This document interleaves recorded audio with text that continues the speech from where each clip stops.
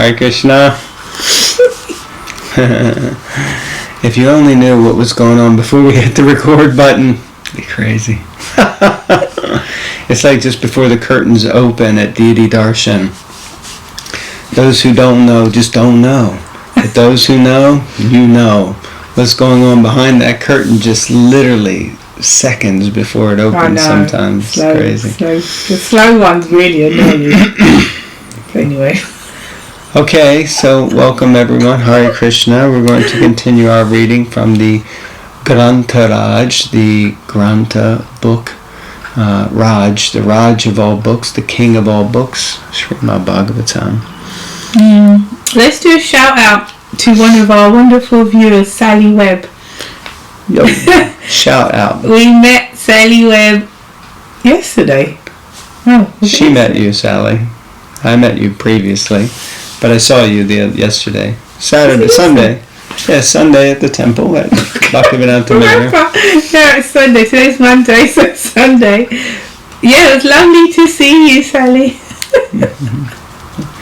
Okay. Thank you for being such a regular viewer and actual supporter and but active viewer. You write in and comment and ask questions, so it's really great. In fact, I don't know, is there an outstanding question at the moment, or did you answer that question? Was that from there's a couple, I can't remember now. So thank you for being active. Please forgive our I'm going to write them down. Okay, anyway, we're away from the bugs, and we're going to read today, so... Alright, Canto 4, Chapter 7, Text 33. Om Namo Bhagavate Vasudevaya. Om Namo Bhagavate Vasudevaya. Om Namo Bhagavate Vasudevaya. Alright, text 33. The wives of the performers of the sacrifice said, "My dear Lord, this sacrifice was arranged under the instruction of Brahma, but unfortunately Lord Shiva, being angry at Daksha, devastated the entire scene. And because of his anger, the animals meant for sacrifice are lying dead." It's like they're blaming Lord Shiva. Well, there seems to be, there's still some, what's it called, like animosity.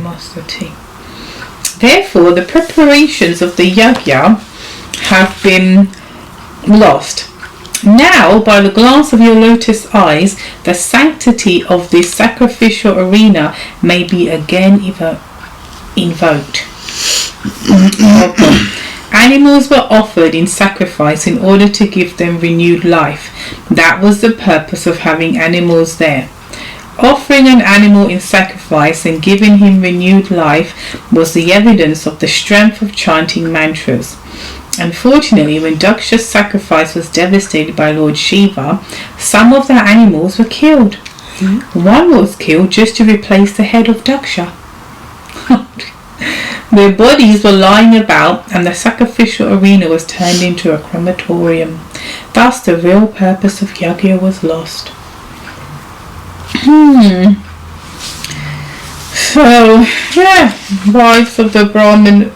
Who are these? The wives of the performers. Yeah, the Brahmanas. Wives of the Brahmanas are upset and saying Daksha and saying Lord Shiva.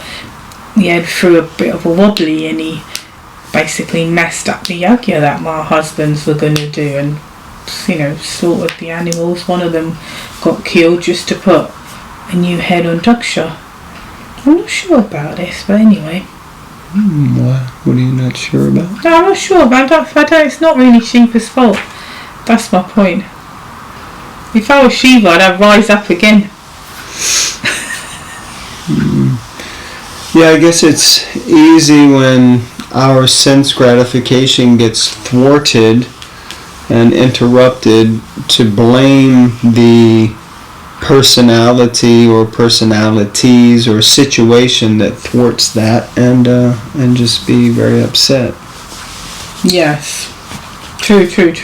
Yes, I was dealing with something recently, without saying too much, but anyway, with someone. recently.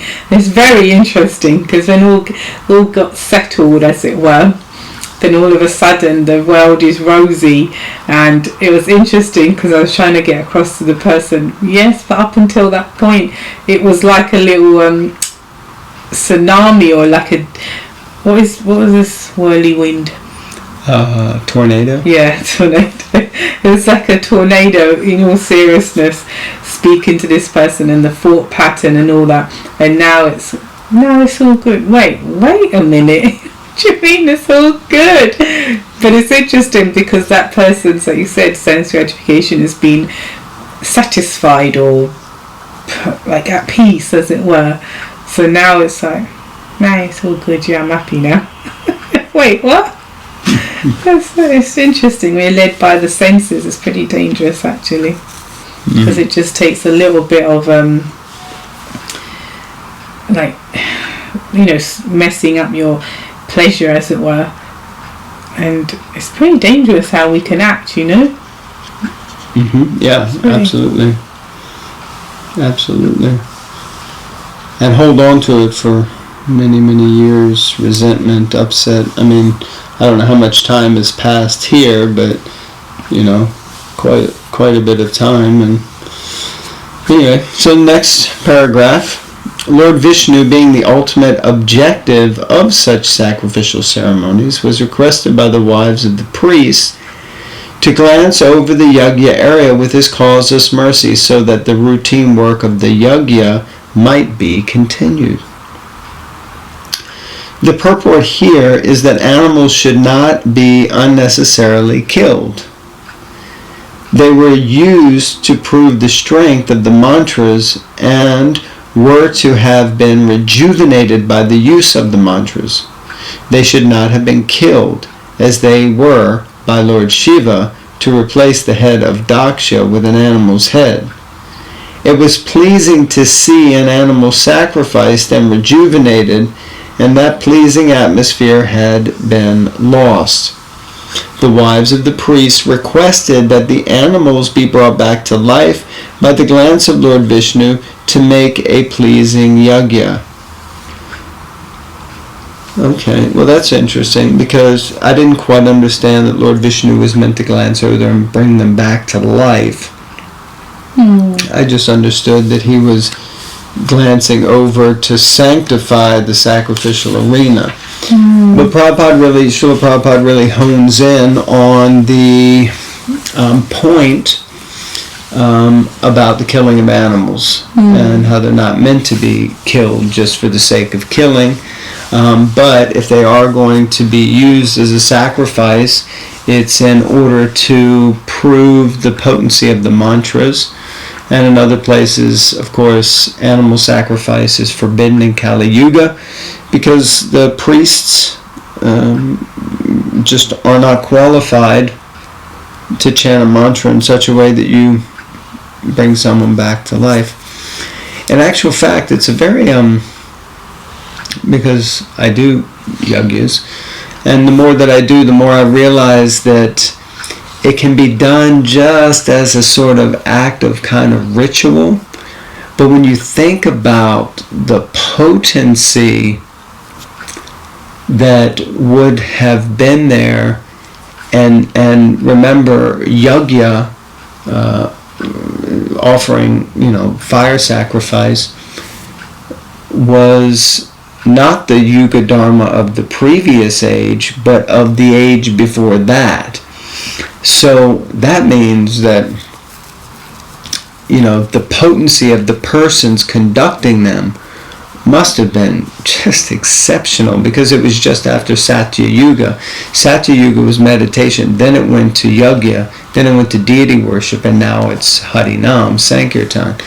So these are the Yuga Dharmas for each of the ages.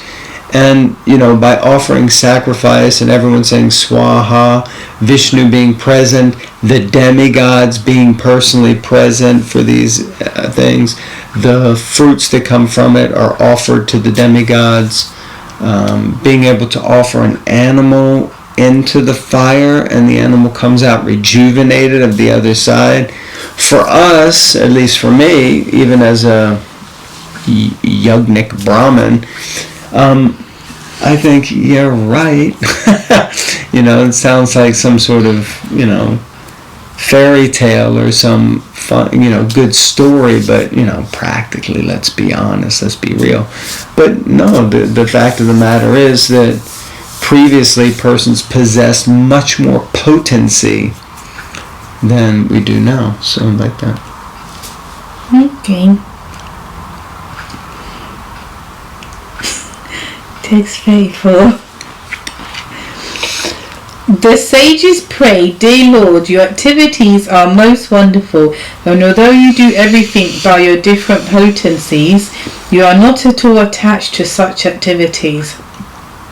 You are not even attached to the goddess of fortune, who is worshipped by the great demigods like Brahma, who pray to achieve her mercy.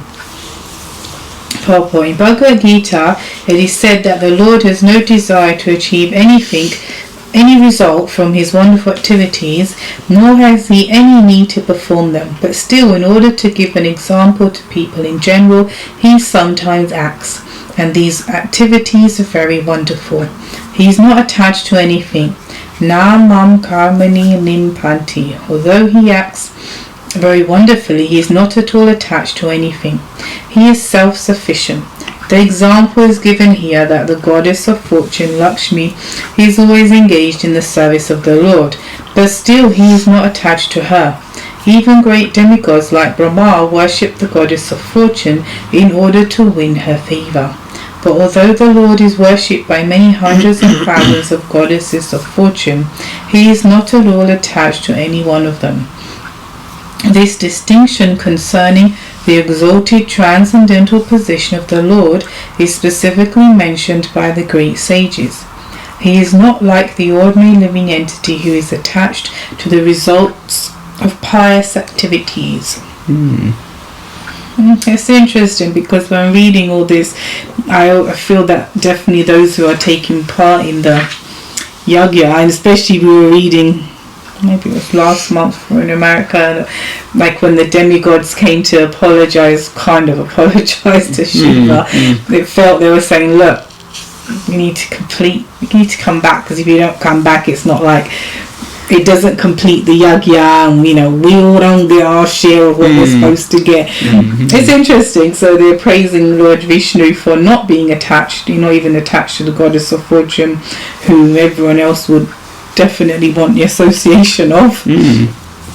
So it's just interesting and just pointing that out.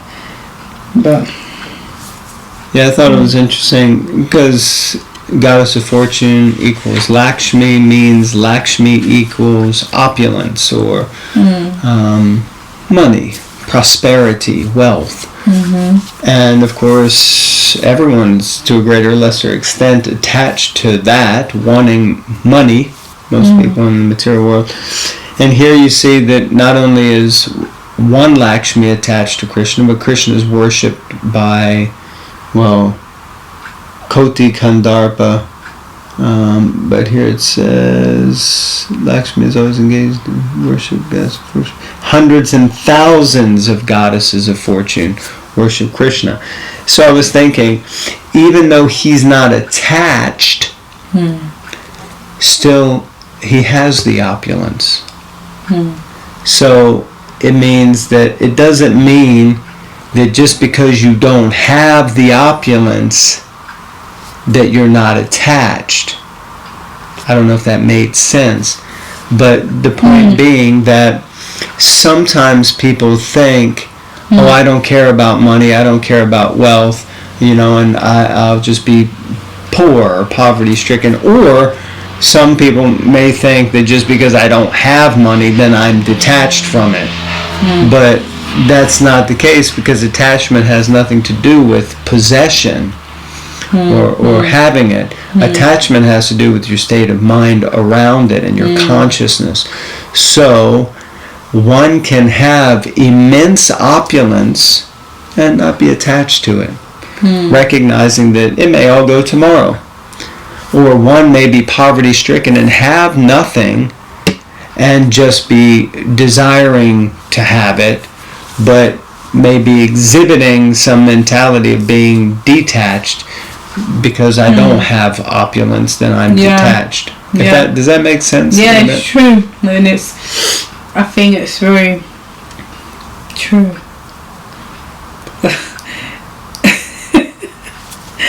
and I can imagine.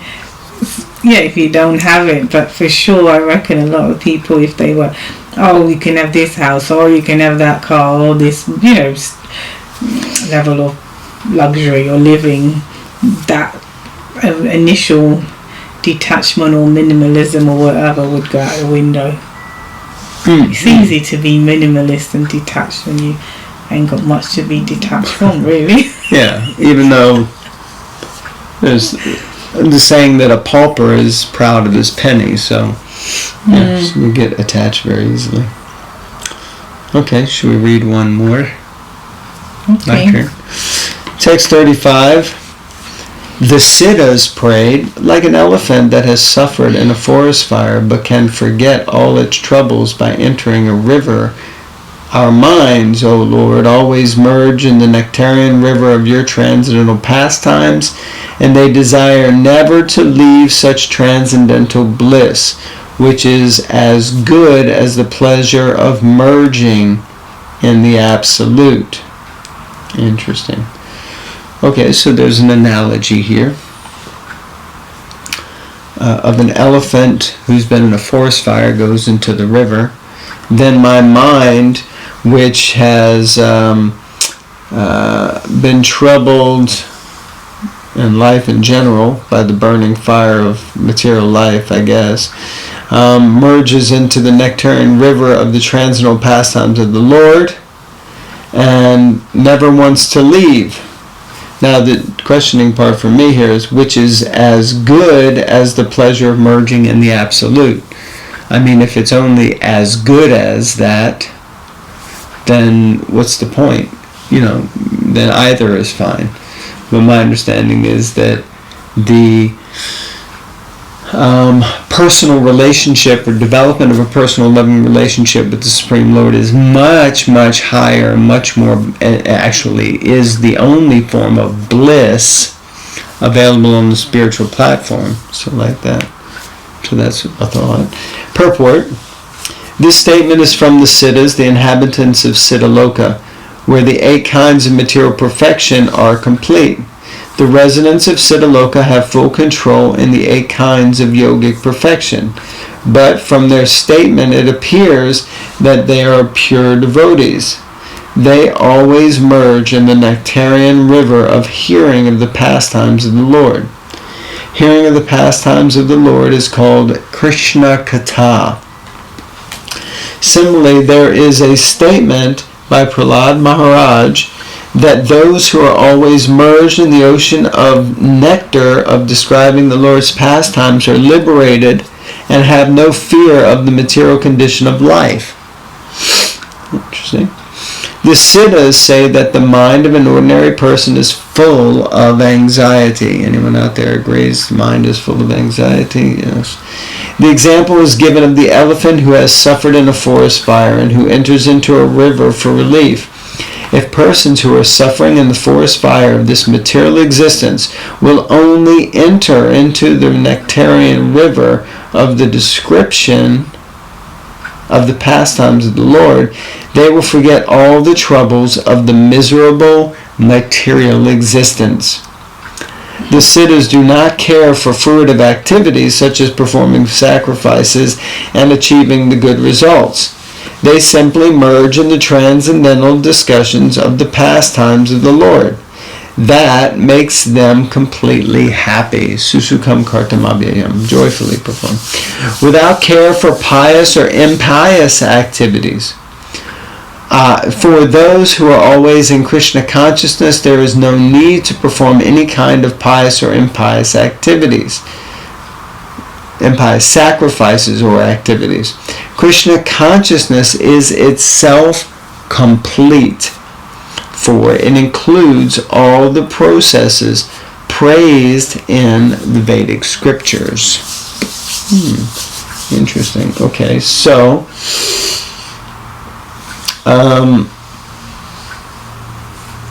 Prabhupada talking a lot about this principle of achieving perfection through hearing the pastimes of the Lord, and how by doing that we merge into the pastimes of the Lord. And I like this last part. For those who are always in Krishna consciousness, there is no need to perform any kind of pious or impious sacrifice or activities. So if we're actually Krishna conscious, we don't need to do any of these things. Any kinds of yoga, I guess it means even hypothetically chanting Hare Krishna, which is also a yoga. It means if you're actually Krishna conscious, you don't need to do those things because you're Krishna conscious. We do things to become Krishna conscious, to invoke Krishna consciousness, to be conscious of Krishna. The irony is that even if you are automatically Krishna conscious, you will probably do those things because you're Krishna conscious. That makes sense. Just like yeah, like that. And we first, Prabhupada says, first become conscious, then become Krishna conscious. So like that. Anyway, it's a thought. Any thoughts? Yes, I agree.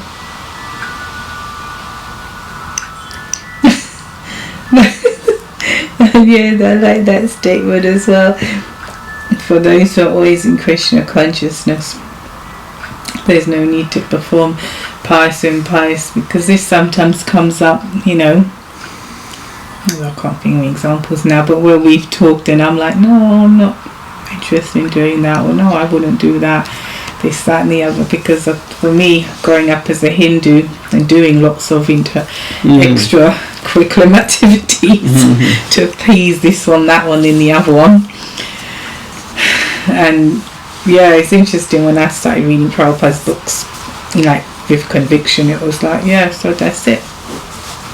I don't need to do these other things. No, but feeling that with faith, I don't mean that in a, okay, I don't need to do anything because now all my money's placed, my bets are placed at Prabhupada's feet, as it were. It's like believing, it's like placing your bets in so many different horses or betting counters, and now it's like, anyway, the call, we'll just place it on this one, if that makes sense. Yeah, I think though that one point is that if one is Krishna conscious, one will also do other things, but not for the wrong motive, but actually for the right motive, if that makes sense. So, like, do a yajna. Sometimes someone will want to have a havan to please the demigods so that they get rich, or so they get this or get that. But instead of doing that, they may... It was definitely straight out of India, wasn't it?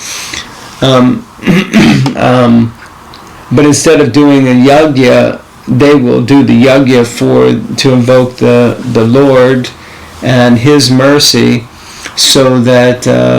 But it's for Krishna. It's as a service to Krishna, not just to get some fruits. Anyway, I think we get the point. I hope so. I hope so too. If you got the point, put it in the comments below. We want to drive interactivity here on this channel. Please share with your friends. Comment. And like. Subscribe. Hare Krishna. Thank you very much. Gruntaraj Srimad Bhagavatam. Jai. Ki. Haribol.